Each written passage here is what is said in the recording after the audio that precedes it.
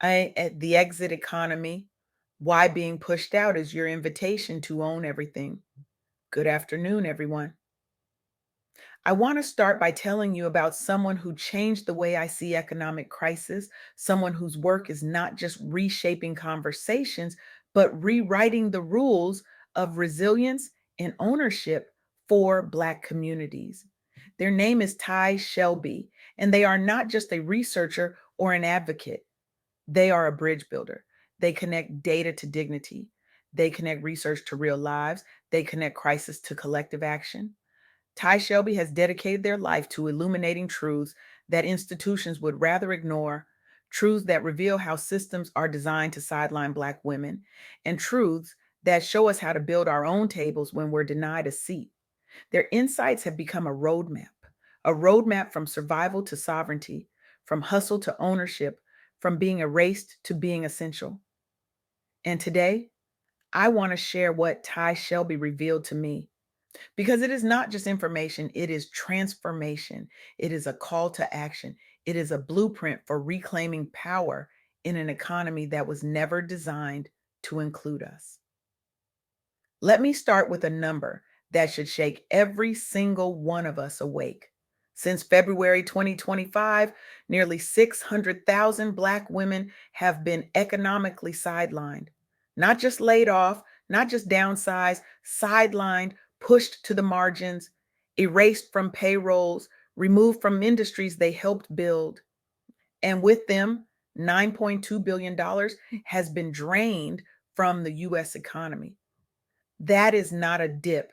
That is not a correction. That is not a recession. That is a structural crisis dressed up as a statistic.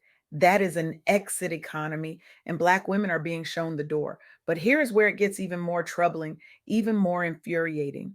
The only job growth Black women are seeing, it is in sectors paying between $530 and $1,200 a week. Healthcare, food services, social assistance. These are the industries where Black women are being funneled, not because of choice, but because of constraint. Meanwhile, the gender pay gap has widened to 66 cents on the dollar annually compared to white men. 66 cents for the same work, for the same hours, for the same brilliance, for the same degrees, for the same dedication. Ty Shelby helped me see this clearly. We are not in a recession. We are in an exit economy. And Black women are being systematically pushed out. Let me break this down even further because the numbers tell a story that official unemployment rates refuse to acknowledge. Since February 2025, Black women have lost 297,000 jobs. Another 223,000 are unemployed and actively searching, and 75,000 have exited the labor force entirely, meaning they have stopped looking for change because the system has stopped working for them. When you add those numbers together, the real unemployment rate for Black women is 10.23%, not the sanitized figure you see in headlines, not the number politicians use to claim the economy is recovering. 10.23%. That is more than double what is being reported in many mainstream outlets. That is a crisis hidden in plain sight. And here is the kicker: the jobs that are being created, they are not leadership roles, they are not executive positions, they are not opportunities for advancement or wealth building. They are survival gigs, low wage traps that keep Black women working but never winning. They keep us employed but never empowered. They keep us busy but never building equity. Ty Shelby shared research from Oysterlink and Penn State that analyzed the hospitality sector, an industry employing over 14 million workers. Black professionals hold just 9.5% of leadership roles in that sector, and it is not improving. In fact, it is declining. In 2022, that number was 11.3%. Today, it is 9.5%. And when you look at director to CEO roles, Black representation drops to just 2.1%. That means For every 68 executives in hospitality, there is one Black leader. For every 102 CEOs, there is one Black CEO. One. This is not about talent. This is not about qualifications. This is not about work ethic. This is about access. This is about systems that were never designed to let Black women lead, own, or thrive. This is about doors that were built to stay closed. But here is where the story shifts, because Ty Shelby did not just bring me data, they brought me hope. They brought me examples of Black women who are refusing to wait for permission, who are building their own tables, who are rewriting the rules of the game, who are turning the exit economy into an entry point for something better. Let me tell you about Adrienne Simpson. Adrienne is the CEO of the LinkedIn Pros, and she is a force of nature. In December 2025, she launched the Career Reset Summit in Atlanta, a 2-day hybrid event designed specifically for Black professionals who have been hit by the wave of layoffs and furloughs sweeping through tech, HR, federal roles, and corporate leadership. Adrienne knew that Black workers were facing longer job searches. She knew they had fewer resources. She knew the system was stacked against them. So she created a space where they could rebuild not just their resumes, but their confidence, their community, their sense of worth. The summit was not just about cover letters and LinkedIn profiles, it was about emotional support, it was about healing. It was about strategy that actually works for Black professionals navigating a labor market that does not see them. And it was affordable, just $25. Because Adrienne understood that accessibility is everything. Her firm has generated over $4 million in salary increases for her clients. $4 million. That is not just career coaching, that is wealth redistribution. That is economic justice in action. That is what it looks like when a Black woman decides that if the system will not open doors, she will build her own building. Adrienne Simpson is teaching Black professionals how to pivot, how to position themselves, how to protect their peace while pursuing their purpose. And that, my friends, is what the soft girl era looks like. It is not about giving up. It is not about opting out of ambition. It is about grounding. It is about refusing to hustle yourself into exhaustion and instead building systems that sustain you. It is about softness as resistance, rest as revolution, boundaries as power. Now, let me take you to Chicago. In 2020, a group of Black organizers opened a worker cooperative.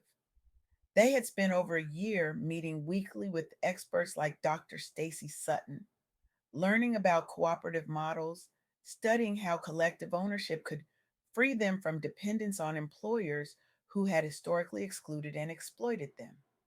They did not wait for a corporation to promote them. They did not wait for a system to change. They built their own. And here is the beautiful part: they purchased their own building, they own it. Not a landlord, not a bank, not a corporation, them. That building is more than real estate. It is a declaration. It is a refusal to be sidelined. It is a model for what is possible when Black people control the means of production, when we stop asking for seats at tables and start building our own institutions. This cooperative was inspired by conversations at Morehouse College's Vision and Victory Conference on Black employee ownership. And it is part of a growing movement that Ty Shelby is tracking, a movement that says if the exit economy is pushing us out, we will build our own economy. We will own our labor. We will own our future. We will own our freedom. Now, I know what some of you might be thinking. This sounds great, but what about me? What about the woman listening right now who has been laid off 3 times in 2 years? What about the sister who is working 2 jobs and still cannot make rent? What about the high achiever who is exhausted, who has been carrying the cape for so long she forgot what her shoulders feel like without it?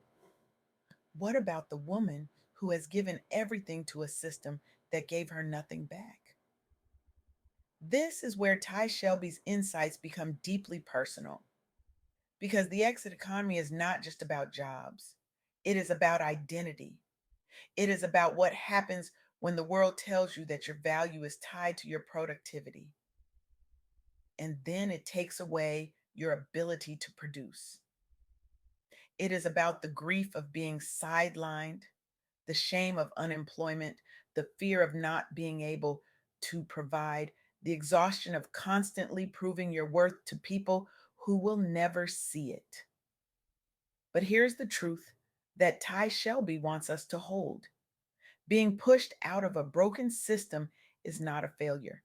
It is an invitation to rest, to reset, to reimagine, to release the cape and step into something softer, something more sustainable, something that honors your whole self, not just your work self. The soft girl era is not about opting out of ambition. It is about opting into ownership. It is about saying no to systems that exploit you and yes to communities that empower you.